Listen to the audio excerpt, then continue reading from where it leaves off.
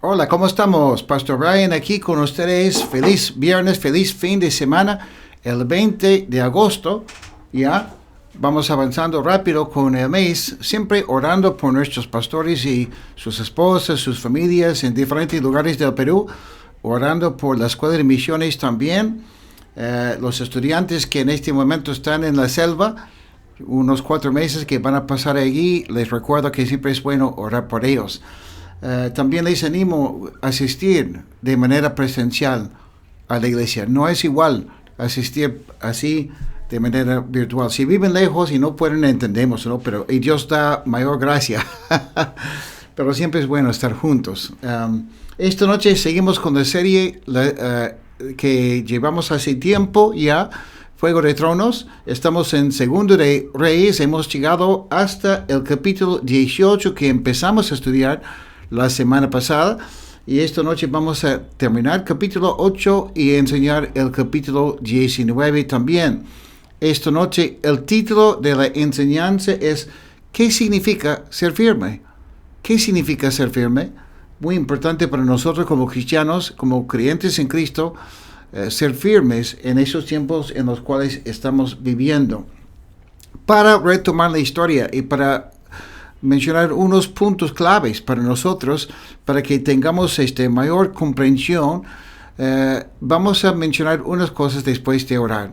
Señor Jesús, gracias por este momento, gracias por el tiempo que vamos a estudiar juntos tu palabra, la Biblia. Pedimos tu apoyo, porque queremos no solo obtener información intelectual, histórico, aprender algo histórico, sino que también necesitamos saber cómo caminar contigo, cómo vivir conforme a lo que tú nos mandas y disfrutar de tu presencia en nuestras vidas. Pedimos tu apoyo en el nombre de Jesús. Amén. Muy bien. Los asirios, enemigos de Judá, con su rey Sennacherib, habían conquistado a todos los pueblos alrededor. Eran hombres, eran ejércitos de los asirios que eran feroces, eran los primeros quizás terroristas a nivel mundial. Ellos también habían conquistado a las 10 tribus de Israel. Israel siendo, por decirlo así, una parte del pueblo de Dios, y la otra parte, las 2 tribus que llegan a ser conocidas como Judá, ¿ya? Ellos, los asirios, también habían conquistado a casi todas las ciudades de Judá. Prácticamente solo quedaba Jerusalén como una ciudad fuerte, una ciudad principal. Y los asirios ya están tocando la puerta, por decirlo así, de la ciudad de Jerusalén, con las ganas de conquistarla y llevar cautivo a los ciudadanos de la ciudad. El rey de Judá en ese tiempo era Ezequías, un rey muy bueno, un rey que empezó a reinar cuando tenía 25 años de edad nada más, pero muy maduro y muy listo para ser rey. ¿Por qué? Porque a pesar de lo que habían hecho sus antepasados, en particular lo que había creído, lo que había hecho su padre Ahaz, Ezequías temía a Dios, obedecía a Dios. ¿Okay? Su padre Ahaz, todo lo contrario, ¿no? Un rey malísimo. Y ahí vemos, como hemos visto la semana pasada, que aun si tu padre ha sido un hombre vago, malo, lo que sea, un hombre que no amaba a Dios, y tu mamá también, tú puedes cambiar la historia de tu familia y de muchas personas, ¿ok? Siendo bueno y siendo rey, siendo joven, un rey que temía a Dios, llegó a ser uno de los mejores reyes de Judá, y hasta uno de los mejores reyes de la historia de todo Israel. Eso no significa que lo que hacía era siempre bien visto por todo el pueblo. Por supuesto que no. Retomamos la historia en 2 de Reyes, capítulo 18, los versículos 4 al 6. 2 de Reyes, el capítulo 18, Antiguo Testamento, los versículos 4 al 6, donde hablando de lo que hizo Ezequías al inicio de su reino, dice: quitó los altares de los montes y despedazó las imágenes, cortó los símbolos de acera y destruyó la serpiente de bronce que había hecho Moisés, a la que hasta entonces los israelitas le quemaban incienso, y la llamó Nehustán. O sea, todo lo que era la idolatría. Ese rey, siendo joven, Ezequías, hizo todo lo que fuera posible para él, para destruir eso. De hecho, eso no significa que todo el pueblo está de acuerdo. Muchos seguramente estaban en oposición a lo que hacía el rey Ezequías. Pero lo hizo de todas maneras, porque él temía a Dios más que temía al pueblo. No pedía la opinión del pueblo cuando se trataba de cosas así. Seguimos con el versículo 5. Ezequías puso su esperanza en el Señor, Dios de Israel. Y ni antes ni después de él hubo otro rey como él entre todos los reyes de Judá. Por eso digo, uno de los mejores, ¿no? Pues siguió al Señor y no se apartó de él. Al contrario, obedeció los mandamientos que el Señor le prescribió a Moisés. Y por eso tuvo tanto éxito, ¿no es cierto? Quitó los altares y los mismos lugares donde su pueblo y sus antepasados habían construido esos lugares, esos altares a los dioses falsos.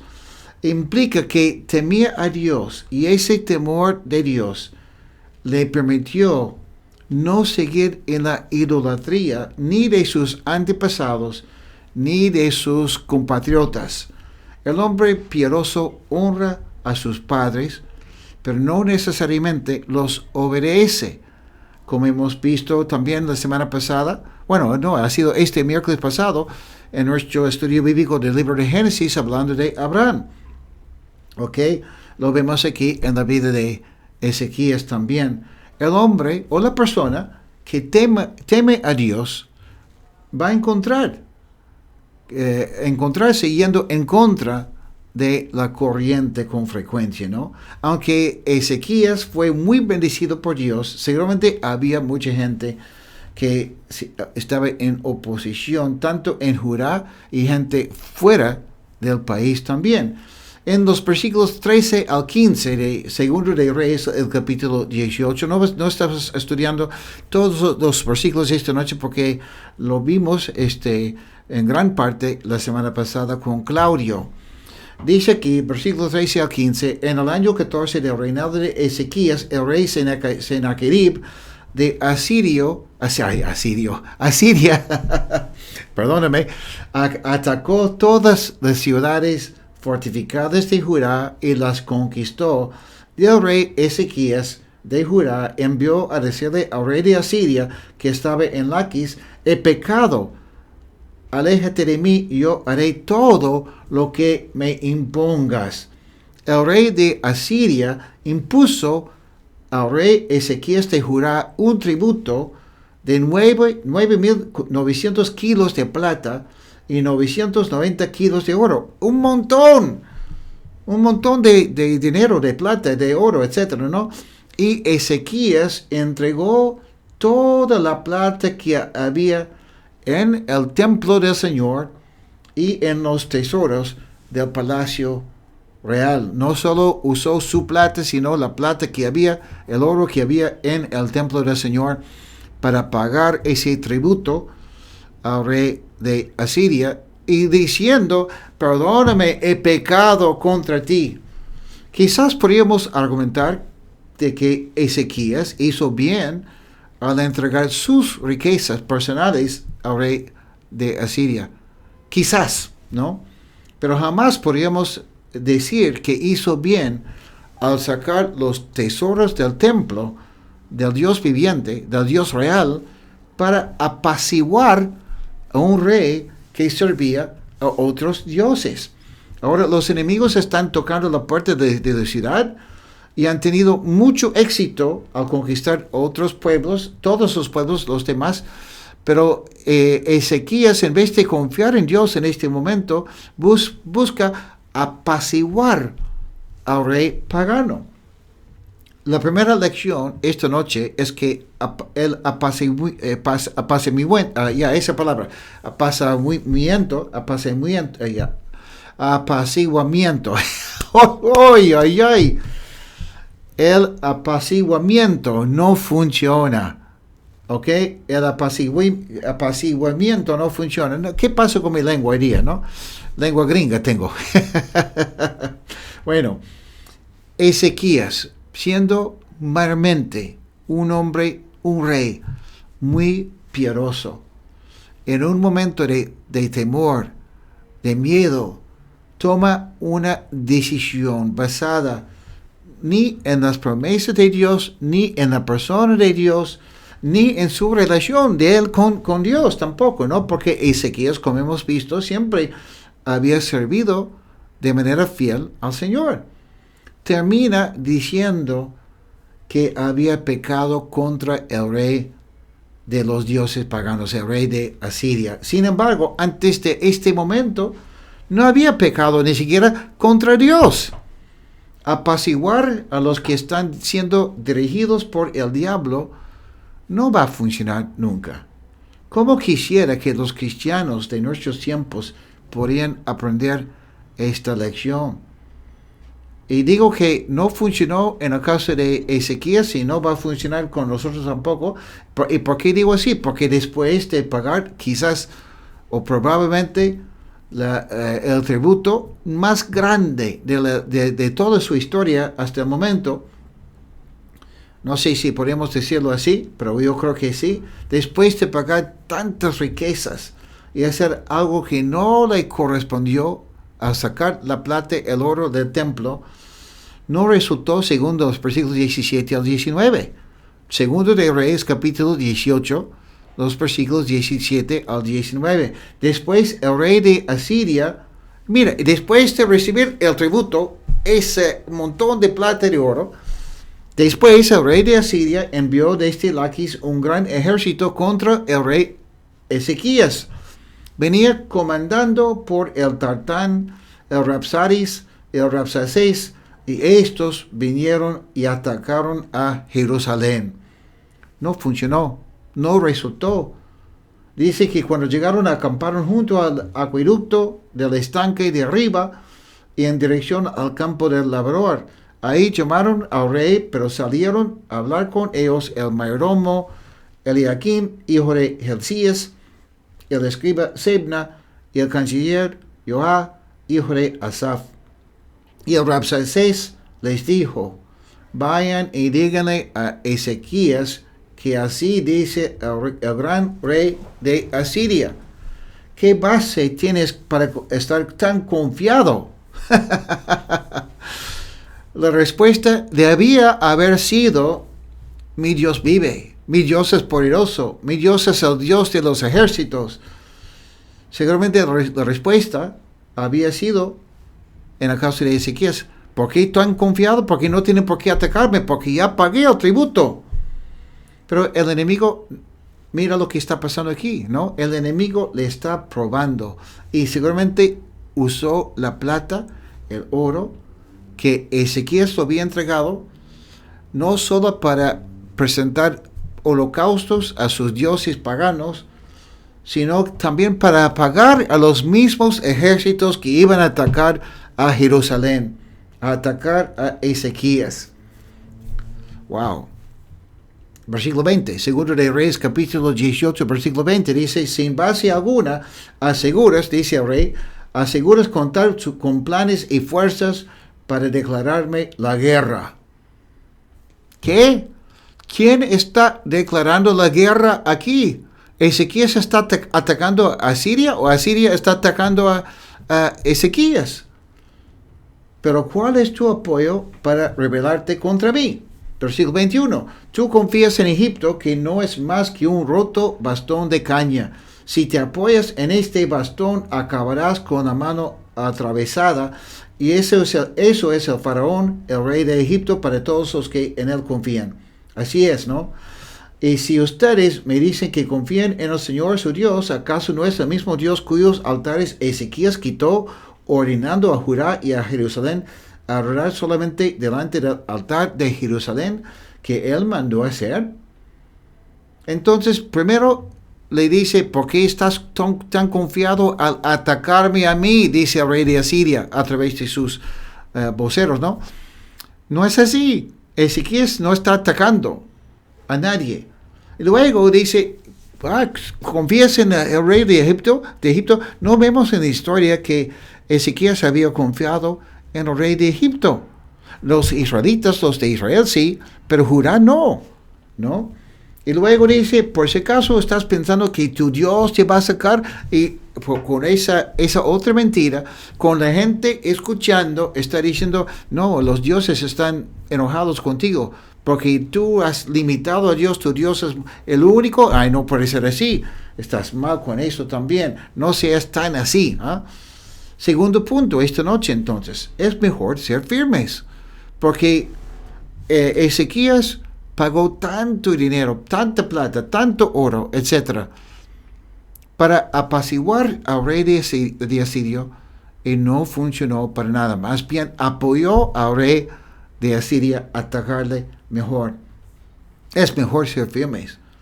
Hablarles a nuestros enemigos, por decirlo así, los que están en contra del cristianismo, hablarles con amor siempre, pero siempre con firmeza.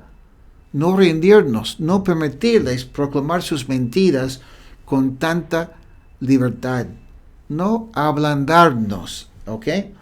El enemigo le acusa a Ezequías usando mentiras y cambiando la historia. Es lo que estamos viendo en el mundo de hoy.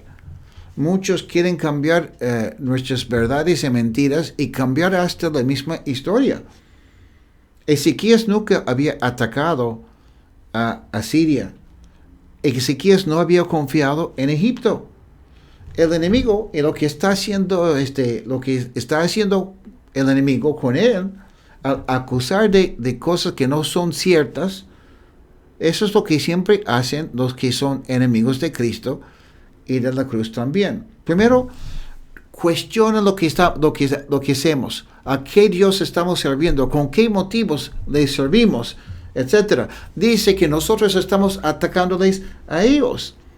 ¿Y por qué lo hacen? Primero, para hacernos dudar de nuestro Dios, de la palabra de Dios, y dudar hasta de nosotros mismos, ¿no? Quieren pero el siguiente paso es ablandarnos, poner en nuestro corazón tanto miedo que si un homosexual, una lesbiana, una persona así, una persona que está a favor del aborto, un ateo, alguien así, nos quiere sentir vergüenza, temor de hablar, porque nos mienten. Y mienten en contra de nuestro Dios también. Pero la idea es que ellos quieren terminar con más poder para poder llevar la ventaja siempre, ¿no? Es lo que estamos viendo en la casa del rey de Asiria, y lo que vemos en los que no aman a Cristo el día de hoy. Estás en tu oficina y ponen ciertos argumentos y te ponen a la defensa, ¿no? Y te hacen pasar por ridículo. ¿Por qué? Porque no sabes defender tu fe, no respondes bien, o atacas, ¿no? Es lo que ellos quieren a veces, o te quedas caidito y no dices nada. Pero si confías en Dios y confías en lo que Dios dice en su palabra, Dios te puede usar, pero hay que capacitarse a veces también, ¿no? En el versículo, en 2 de Reyes capítulo 18, los versículos 23 al 25, dice Ezequías, yo te sugiero que le des rehenes a mi señor, el rey de Asiria, que ha dicho, yo te daré 2,000 caballos, si tú tienes otros tantos jinetes para que los monten. O sea, está diciendo, ustedes son débiles, son cobardes, no van a poder hacer nada. Con razón que la Biblia dice tantas veces que el cristiano tiene que ser valiente, ¿no? Aunque confíes en Egipto y en sus carros de guerra y en su caballería, no podrás hacerle frente al menor de los capitanes de mi señor. Sí, si se repite la misma mentira, muchas veces es lo que están haciendo. Esa es la táctica aquí, repetir la misma mentira muchas veces. Si no estamos firmes en la palabra del Señor, vamos a terminar confundidos y rendidos, creyendo la misma mentira que nos dicen porque no somos firmes en la palabra de Cristo. Dice aquí, ¿acaso crees que he venido aquí sin que el Señor me haya ordenado destruirlo? El Señor me ha dicho, ataca a ese país y destrúyelo. Esta es la progresión de la mentira y de la gran estafa que está pasando en muchas iglesias hoy. La misma Biblia enseña que Dios es amor. Entonces, Dios jamás estaría en contra del pecador. Dios jamás condenaría a un homosexual, un mentiroso, una persona que convive con su pareja sin casarse. Jamás estaría en contra de una persona borracha, etc., ¿no? Jamás estaría en contra de mí. Esa es la gran mentira. Sí, Dios es amor, pero Dios es justicia también. La Biblia enseña ser buenos padres y por eso hay que abortar a nuestros hijos si no vamos a tener la plata suficiente para criarlos y darles una buena educación en la universidad y cosas así. La gran mentira. No vamos a creer esas cosas si seguimos firmes en la palabra del Señor y confiamos en sus promesas. ¿Ok? Otra mentira.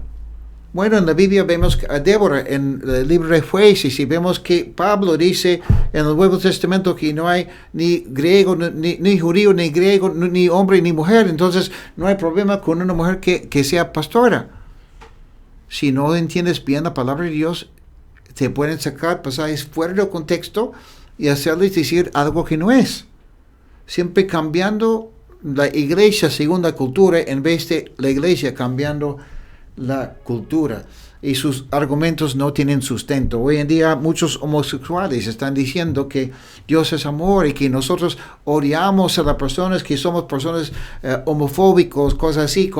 No es así.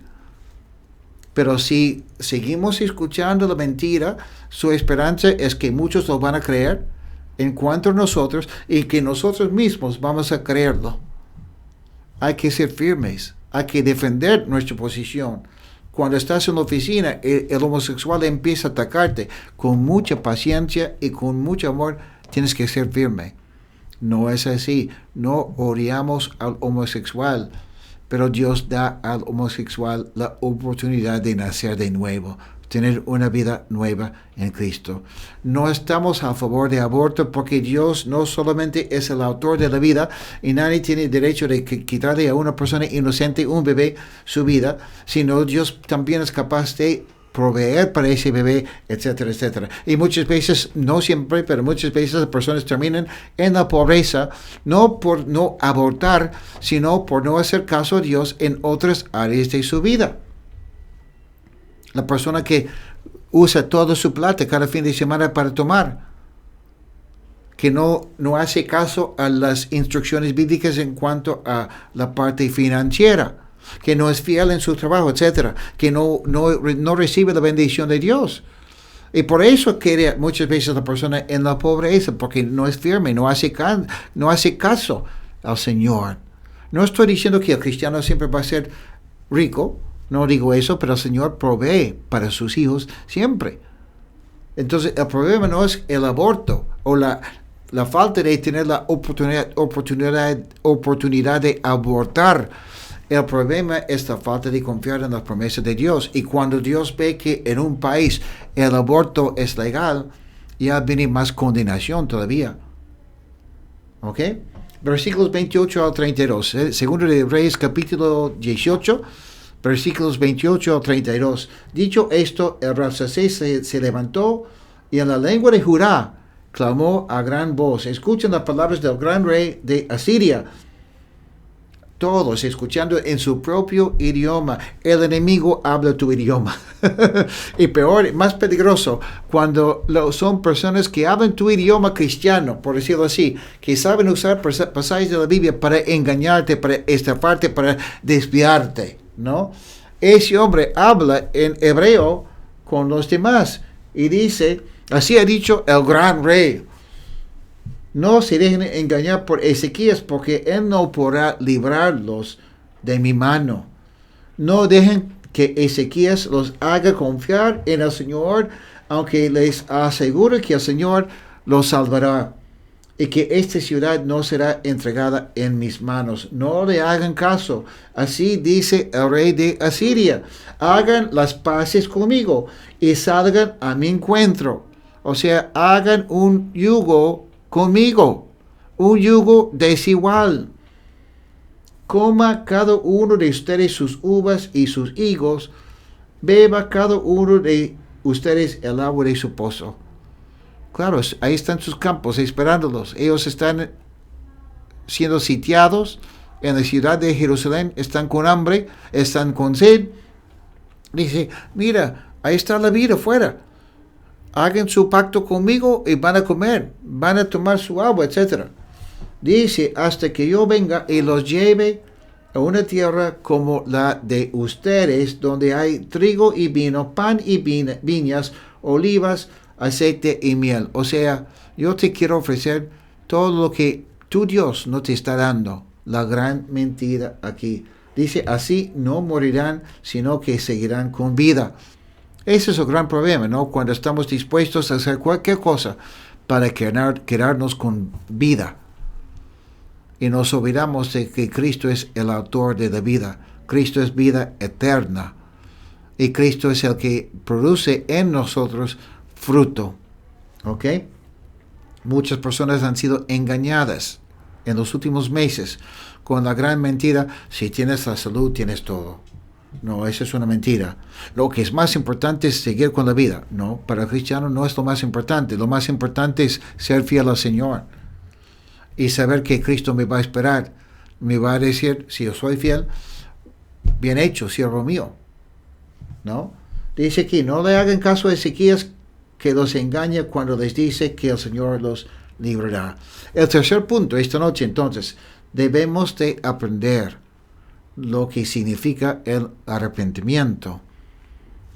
Tercer punto esta noche, debemos de aprender lo que significa el arrepentimiento. Debemos de aprender lo que significa el arrepentimiento. Capítulo 19. Segundo de Reyes, capítulo 19, versículo 1. Cuando el rey Ezequías oyó esto, claro, todo lo que venimos hablando, ¿no? Se rascó las vestiduras, se vistió de cilicio y entró en el templo del Señor. Cuando dice aquí se rascó las vestiduras y se vistió de cilicio, está diciendo varias cosas. La apariencia ya no importa. La comunidad ya no es importante, porque vestirse así no es cómodo, ¿no? Sí, había pecado Ezequías, pero no en contra del rey de Asiria, sino en contra de Dios. No había confiado en el Señor desde el primer día. Aunque todos los demás pueblos habían sido conquistados, el caso de Ezequías era otro. Perdió tiempo y mucho dinero al hacerle caso al rey de los asirios la primera vez. La gente terminó burlándose de él como rey, y el nombre de Dios terminó siendo blasfemado también.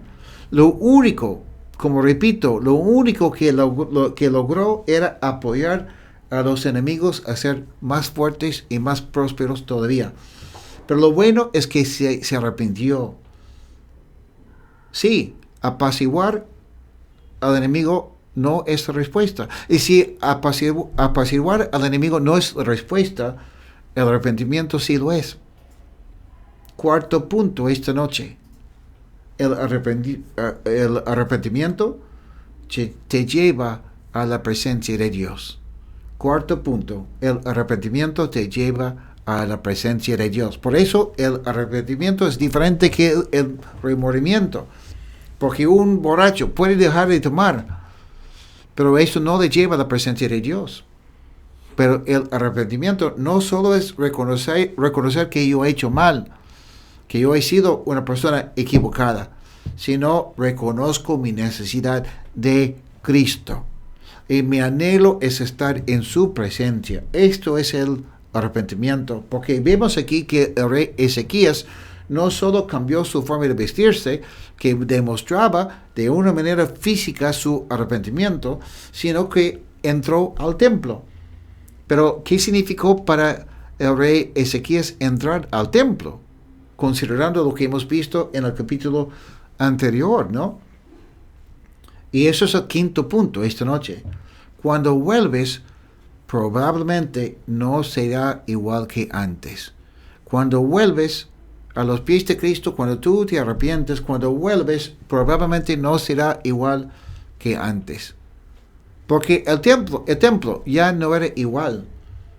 Le pareció a Ezequías menos lujoso. Y no le provocaba ver la gloria de Dios tanto porque muchos de los símbolos, por decirlo así, que hacían a los judíos recordar de su Dios y cómo era su Dios, un Dios de misericordia, un Dios que perdonaba a su pueblo, un Dios justo, que tenían sus altares ahí donde tenían que matar los holocaustos, donde los sacerdotes tenían que purificarse antes. Todo eso lo habían dejado en las manos de los asirios. En ese tiempo, cuando vuelve Ezequías al templo, es un lugar casi cualquier. Todo había cambiado por el pecado, por la falta de fe que Ezequías había tenido en el Señor. Y va a tomar tiempo para Ezequías restablecer lo que se había perdido. Y es igual con nosotros, no en algo físico, sino cuando volvemos a la iglesia, después de estar fuera mucho tiempo por falta de fe, o por estar en la desobediencia, por cualquier cosa, cuando volvemos, muchas veces vamos a sentirnos o sentir que es algo diferente, que nos cuesta, que no es como antes. Claro, porque la iglesia ha avanzado y tú te quedaste atrás. Y va a tomar tiempo para que tu corazón también se vuelva más sencillo a las cosas de Dios. Toma su tiempo. Entonces, el sexto punto esta noche es el arrepentido, discúlpame, por naturaleza llama a otros a hacer lo mismo. El arrepentido por naturaleza llama a otros a hacer lo mismo. Capítulo 19 de Segundo de Reyes, los versículos 2 a 4. Luego envió vestidos de silicio al mayordomo Eliaquín, al escriba Sebna y a los ancianos de los sacerdotes con el profeta Isaías, hijo de Amós, para que le dijeran: así ha dicho Ezequías, este es un día de angustia, de reprensión y de blasfemia, pues los hijos están a punto de nacer y la parturienta ya no tiene fuerzas. O sea, estamos mal, Señor.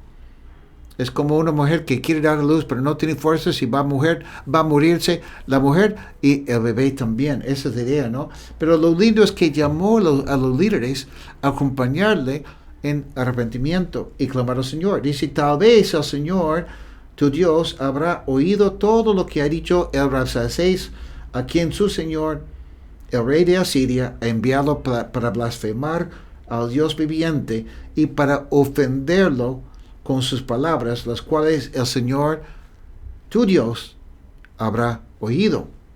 Por lo tanto, eleva una oración por el remanente que aún queda. Vale hacer lo que hizo Ezequías aquí. Se arrepintió primero él mismo y luego llamó a los otros líderes a arrepentirse también y entrar en oración clamando a Dios por su misericordia. Les invitó a orar, les invitó a clamar al Señor por la liberación, no porque ellos habían sido buenos, sino por la maldad de los enemigos y porque dependían ya de la misericordia y la gracia de Dios. Porque la tentación sería en la casa de Ezequías, después de reconocer que había hecho mal al no confiar en Dios, enviar la plata, el oro y todo del templo y de lo suyo también a los enemigos para apoyarles más bien en vez de confiar en Dios. La tentación sería sentirse tan condenado y avergonzado de lo que había hecho que no quisiera hablar con nadie y decir, ¿con qué cara voy a hablar con los líderes? Pero así no es. Cuando tú estás arrepentido, entiendes que Dios está obrando. Ya no se trata de ti, no se trata de tu buen testimonio ni tu mal testimonio, se trata de Cristo. Versículos 5 y 6, Segundo de Reyes, capítulo 19.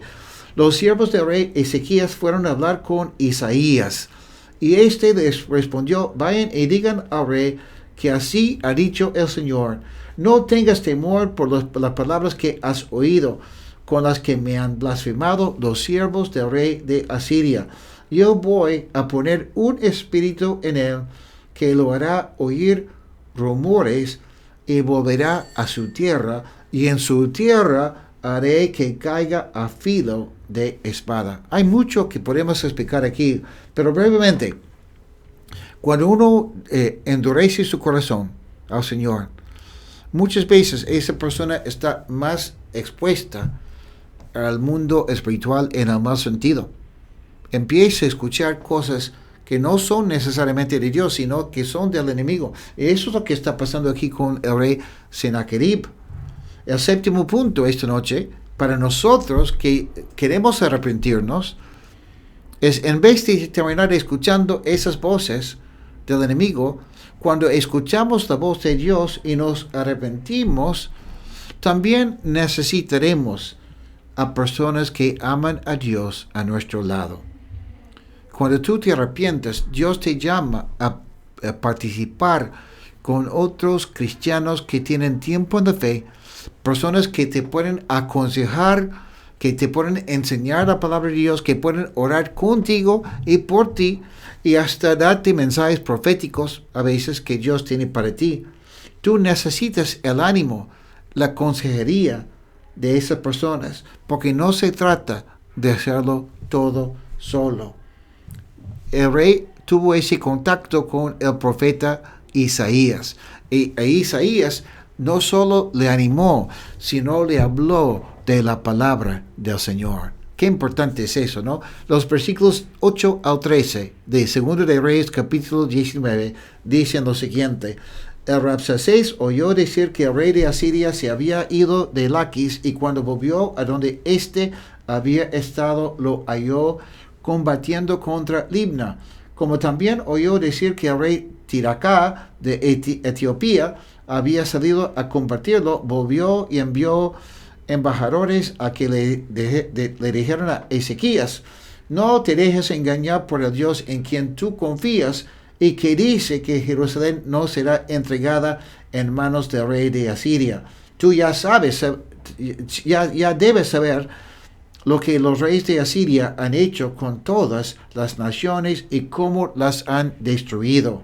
¿Acaso crees que tú podrás escapar? ¿Acaso los dioses de las naciones que mis padres destruyeron pudieron librarlas? Me refiero a Gozán, Harán, Rezef y a la gente de Edén que estaba en Telasar. ¿Dónde están los reyes de Hamat Arfad, de las ciudades de Sepharvaim, Ena y Gibá? O sea, da la lista de las ciudades de los pueblos que él había conquistado. Y dice, mira, ahorita estoy ocupado. Ahorita me están atacando ahí. Pero eso no significa que no voy a volver. Y el otro año termino contigo. ¿Ya? Es justo por eso que necesitas a personas de tu lado que pueden no solamente animarte y fortalecerte en el Señor, sino orar contigo, ¿no? No vas a ganarlo todo con una sola victoria. El enemigo siempre tiene intenciones de seguir atacándote. Hasta Cristo, cuando fue tentado en el desierto, después de haber ayunado 40 días, el diablo lo estaba tentando, y dice Lucas 4, cuando el diablo agotó sus intentos de ponerlo a prueba, se apartó de él por algún tiempo. Por algún tiempo. Si estás muy bien con Cristo, fortalecido en tu fe en este momento, igual necesitas estar en contacto, en comunión con Dios y con otros hermanos, porque el enemigo te ha dejado por algún tiempo. ¿Ok? Versículos 14 a 19. Ezequías tomó las cartas de mano de los embajadores de los asirios Y después de leerlas, subió al templo del Señor y extendiéndolas delante del Señor, oró en su presencia. Qué importante es eso, ¿no? Orar en presencia del Señor, que es muy diferente que rezar, algo así, ¿ok? Dijo, Señor y Dios de Israel, que habitas entre los querubines, solo tú eres el Dios de todos los reinos de la tierra. Tú hiciste el cielo y la tierra. Inclina, Señor, tu oído y escucha. Abre, Señor, tus ojos y mira. Oye las palabras de Sennacherib, que ha mandado blasfemarte a ti, el Dios viviente. Es verdad, Señor, que los reyes de Asiria han destruido naciones y países y que han lanzado al fuego a sus dioses. Pero es que ellos no eran dioses, sino hechura humana de madera y de piedra. Por eso los destruyeron. Pero ahora, Señor y Dios nuestro, sálvanos de su poder. Yo te lo ruego para que todos los reinos de la tierra sepan que solo tú, Señor, eres Dios. Quizás estás enfrentando muchos problemas en este momento y parece que no hay salida. Sennacherib está tocando la puerta de tu vida, de tu familia. Yo no sé, quizás estás muy desanimado porque escuchas tantas noticias de lo que está pasando, lo que va a pasar, de los que se han muerto, los que se han enfermado, cosas así. Esas cartas, por decirlo así, esos emails, esos mensajes de texto, esas conversaciones, esas noticias que ves todas las noches o en las mañanas, todo eso. ¿Qué es lo que debes hacer con esos mensajes? Igual que Ezequías, llevarlos a la presencia del Señor y ponerlos ahí en la mesa. Mira lo que dicen ellos. Mira lo que han dicho aquellos. Mira lo que dice esa cuenta que tengo que pagar. Y tú, Señor, sabes que estoy poniendo empeño, pero no puedo, no hay forma, no hay manera de pagarlo. Ayúdame, Señor. Llevar todo eso a la presencia del Señor y pedir su apoyo. ¿Cuántas veces hemos hecho cosas así? Y Dios contesta. Versículos 20 al 24. Entonces Isaías, hijo de Amós, mandó a decir a Ezequías, otra vez Isaías y su presencia en la vida del rey. Así ha dicho el Señor Dios de Israel, he escuchado lo que me has pedido. Qué linda frase, ¿no? He escuchado lo que me has pedido acerca de Sennacherib, el rey de Asiria. Y esto es lo que el Señor ha dicho acerca de él. Es una cosa escuchar lo que uno dice, es otra cosa escuchar lo que Dios dice acerca de esa persona, ¿no es cierto? La virginal hija de Sión. Cuando ellos se han arrepentido, Dios los ve como puros, como pueblo suyo, como a la virgen de sus ojos. La virginal hija de Sión te menosprecia y te escarnece. Detrás de ti mueve su cabeza la hija de Jerusalén. ¿A quién has vituperado y blasfemado? ¿Contra quién has alzado la voz y levantado en alto tus ojos? Contra el Señor de Israel. Por medio de tus mensajeros has vituperado al Señor al decir, con la multitud de mis carros he subido a las alturas de los montes y a los más inaccesibles del Líbano, para cortar sus altos cedros y sus mejores cipreses. Me he alojado en sus lugares más remotos, en el bosque de sus más fértiles campos. He cavado pozos y bebido aguas ajenas con las plantas de mis pies. He dejado secos todos los ríos de Egipto. Mira lo poderoso que soy, es lo que decía, y Dios le estaba escuchando, ¿no? ¿Nunca has oído decir que hace ya mucho tiempo yo lo hice y que desde tiempos pasados lo tengo planeado? O sea, Dios dice, lo que tú has pensado, lo que tú piensas que tú lo has logrado, yo he estado ahí, porque yo lo tenía todo planeado. Es por mí que tú has logrado esas cosas, no porque tú eres un capo. Ahora lo he realizado y tú causarás mucha desolación y reducirás las ciudades fortificadas a montones de escombros. Sus habitantes impotentes se acobardaron y quedaron confundidos. Parecían hierba de campo, verdes hortalizas, paja en los techos, seca antes de tiempo. Yo te conozco muy bien, dice Dios. Sé cuándo entras y cuándo sales. Y también sé cuánto ruges contra mí. Y por qué me has desafiado y por qué me he enterado de tu arrogancia. Voy a ponerte un gancho en la trompa. Recordemos lo que enseñó Claudio la semana pasada. Y un freno en el hocico de esos terroristas, ¿no? Que ponían un gancho en la trompa de la persona, en su mejilla, en su cara. Otra cosa que no dice aquí, pero sabemos históricamente, es que cortaban sus ojos así y los obligaban a ver a la luz del sol hasta que sus ojos se quemaban y no podían ver, terminaban ciegos. Y dice, te haré volver por donde veniste. A ti, Ezequías, te doy esta señal. Este año y el siguiente comerán ustedes lo que crezca por sí mismo, pero el tercer año podrán sembrar y cegar y plantar viñas y comerán lo que ellas produzcan.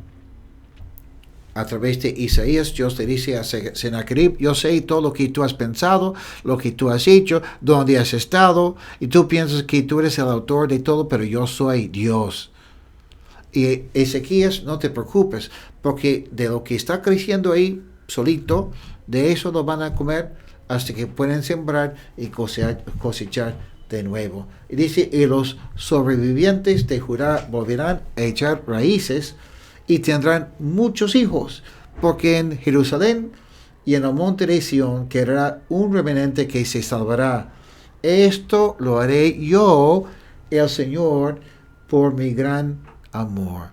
Por eso, amigos, es mejor ser firmes en Cristo. Es mejor escuchar la voz de Dios. Es mejor estar siempre con los hermanos que nos aconsejan, que oren con nosotros, por nosotros, los que nos enseñan la palabra de Dios. Es mejor no apaciguar a los enemigos, sino ser firmes también con ellos, porque al final todo depende de Dios y su plan y su tiempo. Que Dios los bendiga.